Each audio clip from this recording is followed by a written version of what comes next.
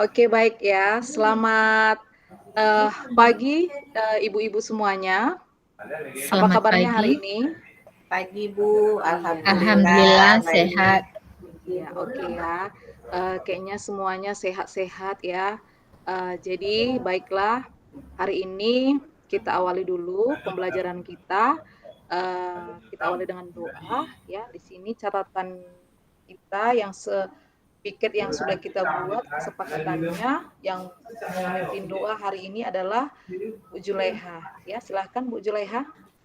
Baik Ibu, Assalamualaikum warahmatullahi wabarakatuh. Saya akan memimpin pembacaan doa sebelum kita mulai pembelajaran. Semoga kiranya nantinya apa yang akan kita pelajari mendapat keberkahan dari Allah Subhanahu wa taala. Berdoa dimulai.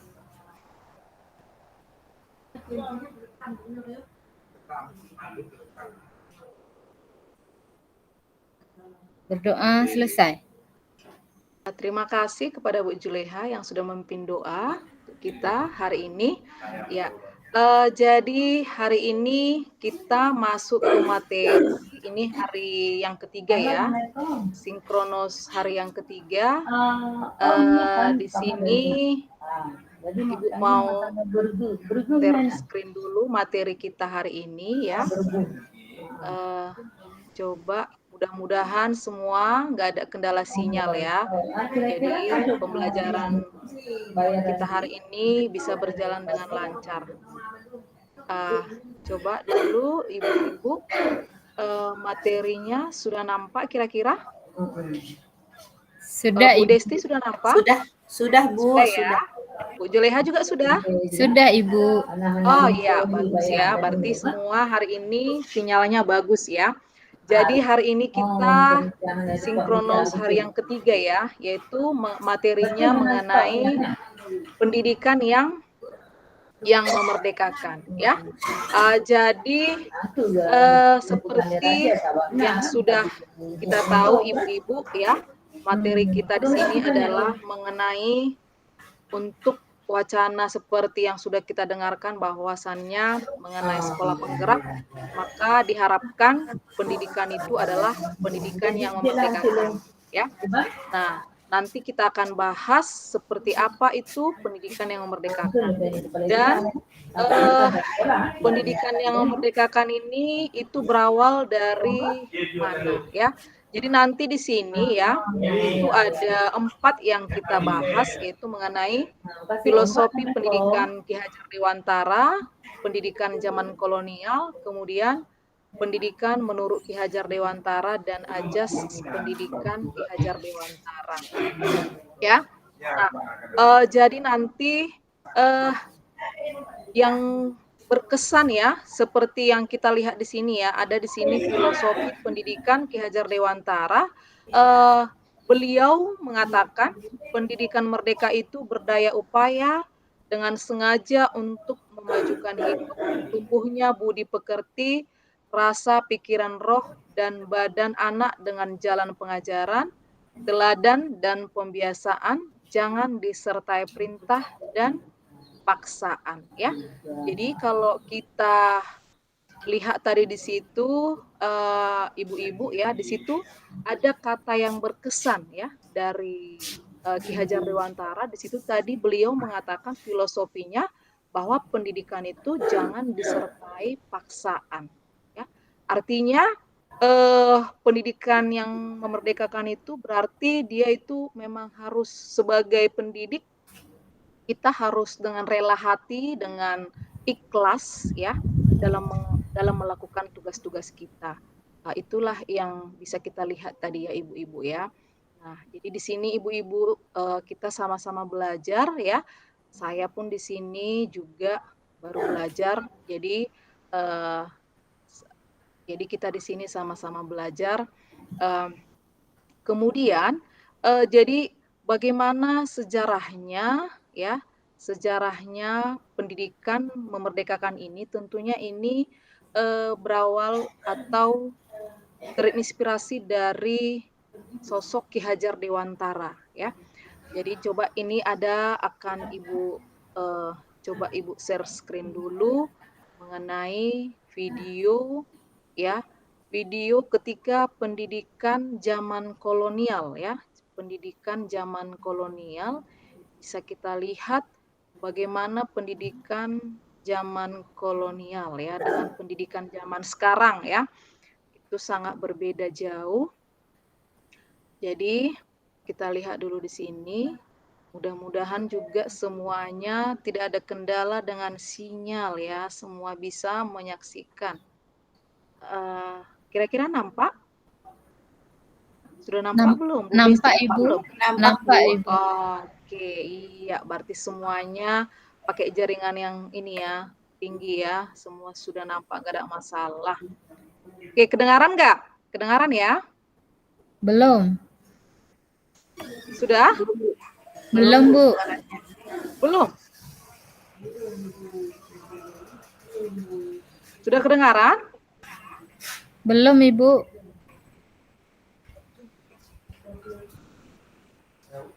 Sudah nampak? Nampak. Oh, nampak ya.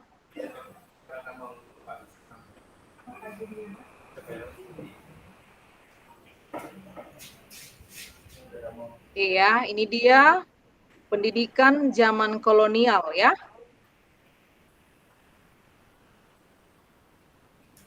Sudah kedengaran? Enggak. Kedengaran Ibu-ibu? Enggak kedengeran, Bu. Kedengaran? Enggak. Kurang. Oh, enggak. Ya, ini sambil Ibu jelaskan ya, kalau nggak kedengaran ya, mungkin masalah di sinyal ini ya. Kita lihat di sini ya, Ibu-ibu ya. Inilah dia pendidikan zaman kolonial ya. Jadi artinya pada zaman ini pendidikan itu belum merdeka ya. Mereka hanya diajari membaca, menulis, dan menghitung seperlunya aja gitu. Jadi pendidikan itu dibatasi ya. Dan itu pun hanya untuk kepentingan mereka.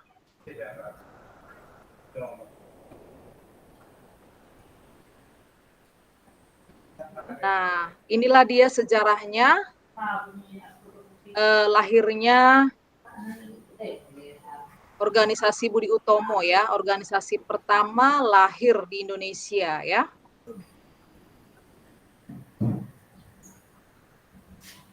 Berarti linknya di sini masuk sini ya. Ya, ini dia Ibu-ibu ya, bisa kita lihat, saksikan ya, lahirnya Taman Siswa ya. Taman Siswa yang didirikan oleh Ki Hajar Dewantara. Jadi di sini bisa kita lihat kata kuncinya itu adalah merdeka dan bebas. Nah, inilah dia. Jadi pendidikan yang merdekaan itu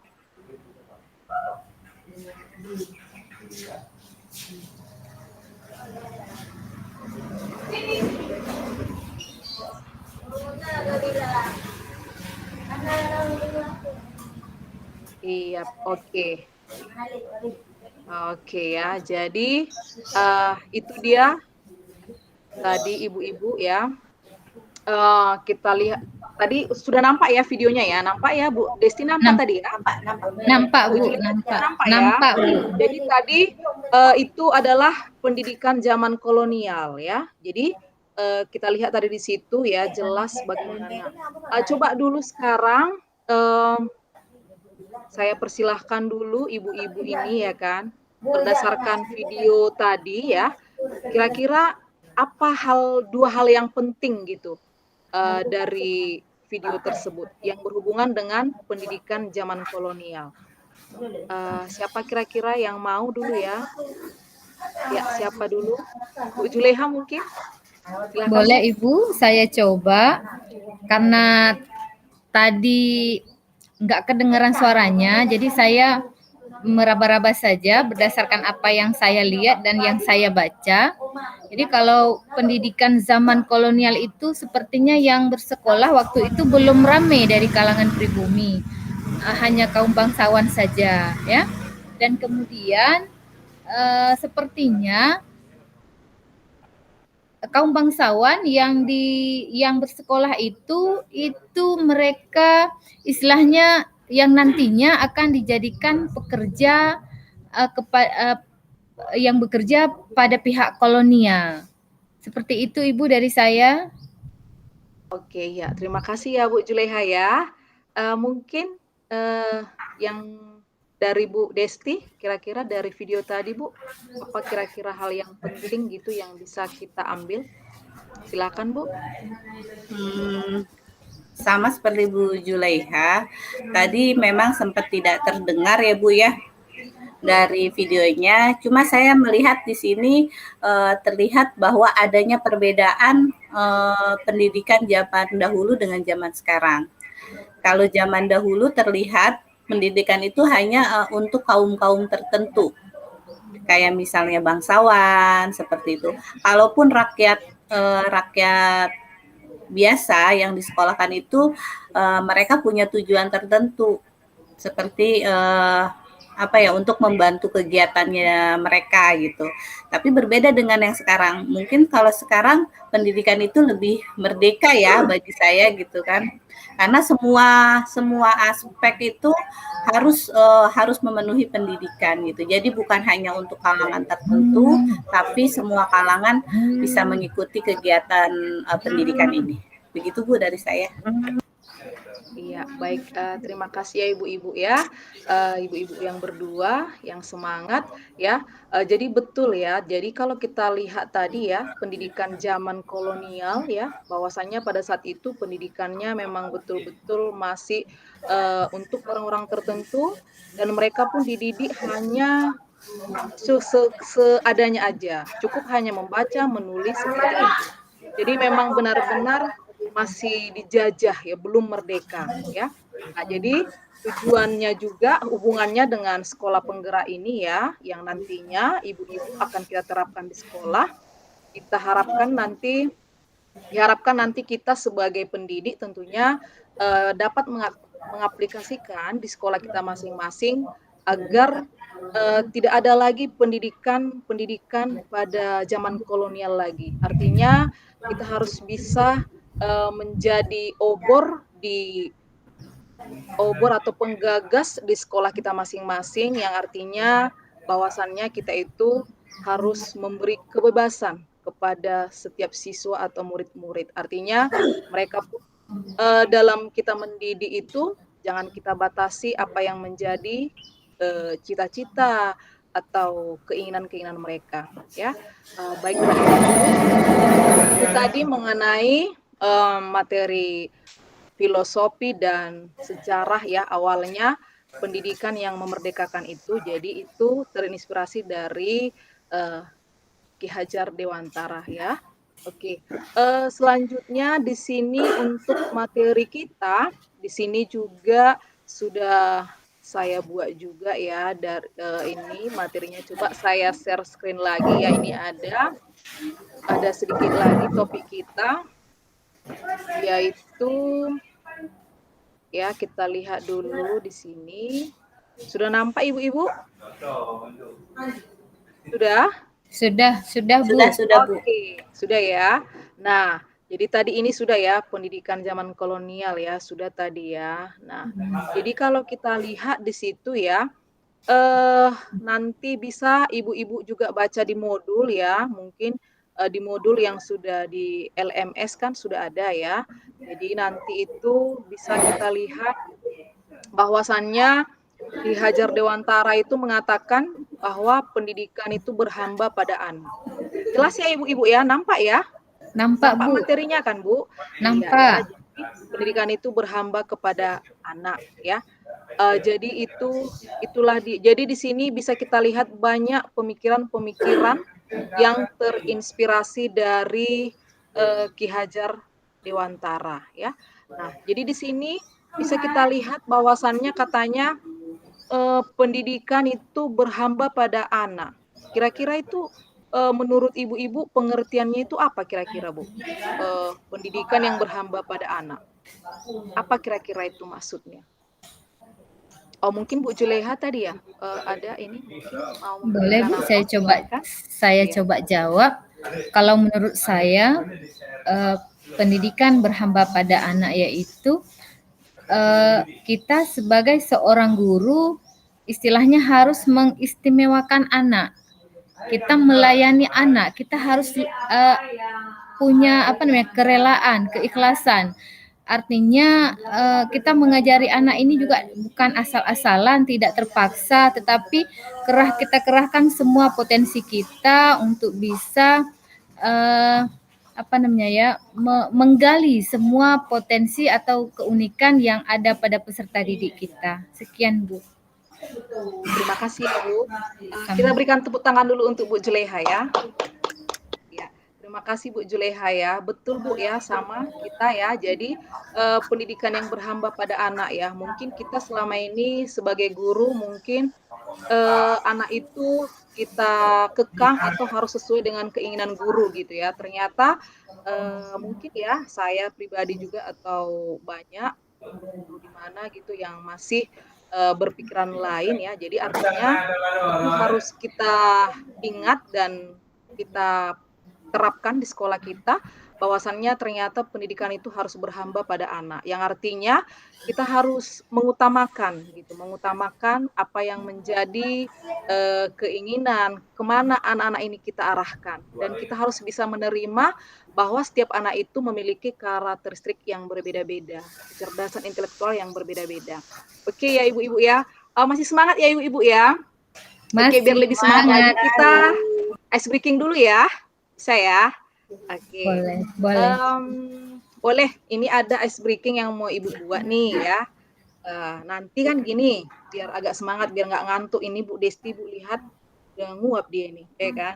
Kerjakan tugas mungkin ya, semalam ya. Oke, nanti Ibu buat nanti semut. Kalau semut kecil atau besar? Kecil. Kecil ya, semut kecil ya. Kalau Iya, kecil gitu kecil. kan harusnya ya. Nah, ini nanti kita buat nanti kebalikannya. Ini biar konsentrasi ya. Semut kecil. Gitu ya kan. Gajah besar. Oke, bisa ya Ibu-ibu ya. Oke, kita mulai ya. Semut Kecil. gajah Besar. sekarang gantian Ibu sebut namanya ya. Gajah Bu Juleha. Besar. Semut Bu Desti. Kecil. Oke ya. Jadi oke udah mulai semangat lagi ya. Yaitu untuk biar konsentrasi lagi ya. Oke, ini yang terakhir ya. Jadi dari yang topik yang udah kita bahas tadi, berarti sebenarnya pendidikan yang memerdekakan itu apa kan gitu kan? Ya, jadi apa sebenarnya yang dimaksud dengan pendidikan yang memerdekakan ya? Nah, ini coba Ibu share lagi ya, Ibu share lagi materinya ya, pendidikan yang memerdekakan ya kan. Oke. Ya, jadi kita lihat di sini. Jadi di sini nampak Ibu-ibu, nampak ya? Nampak. Ya. Jadi di sini ya kesimpulannya, konsep pendidikan Ki Hajar Dewantara adalah pendidikan yang memerdekakan. Jadi dimaksud di sini tujuan dari pendidikan itu adalah kemerdekaan. Merdeka berarti setiap orang bisa memilih menjadi apa saja dengan catatan adanya penghargaan terhadap kemerdekaan yang dimiliki orang lain ya. Jadi itu dia ibu-ibu ya, pendidikan yang memerdekakan itu berarti kita sebagai pendidik harus kita beri kebebasan, kemerdekaan kepada peserta didik kita dan yang pasti setiap siswa sudah memiliki kodratnya masing-masing. Kita tidak bisa memaksakan mereka mau jadi apa seperti keinginan kita ya. Nah, kira-kira yang terakhir lah ibu-ibu ya. Kira-kira setelah kita pelajari ini, bagaimana kira-kira penerapan pendidikan yang memerdekakan ini di sekolah kita masing-masing? Tadi Bu Juleha udah ya, coba Bu Desti dulu deh. Bu Desti. Ya, baik Bu. Jadi menurut saya penerapannya di sekolah kita masing-masing yaitu yang pertama dalam melaksanakan pembelajaran sebaiknya kita memang berfokus pada anak ya Bu ya. Jadi sebelum kita mulai pembelajaran tuh kita harus memahami nih si anak ini maunya seperti apa, gaya belajar itu seperti apa, dan kemauannya seperti apa. Jadi kita sebagai pendidik bukan hanya maunya kita, tapi kita juga mengikuti maunya si anak. Jadi kalau kita belajar dari Ki Hajar Dewantara itu kan ada Tuturi Handayani ya Bu ya. Jadi kita tuh di depan sebagai apa sih tauladan ya. Di belakang kita mendorong si anak gitu. Itu sih Bu yang Oke, ya, saya eee, pahami. betul sekali. Kita berikan tepuk applause dulu sama Bu Desti ya. Iya, jadi, ibu-ibu semuanya betul ya. Nah, itulah dia, materi kita hari ini ya. Jadi, sama-sama kita terapkan nanti di sekolah kita masing-masing. Jadi, memang betullah pendidikan yang memerdekakan itu bisa kita terapkan dan kita laksanakan.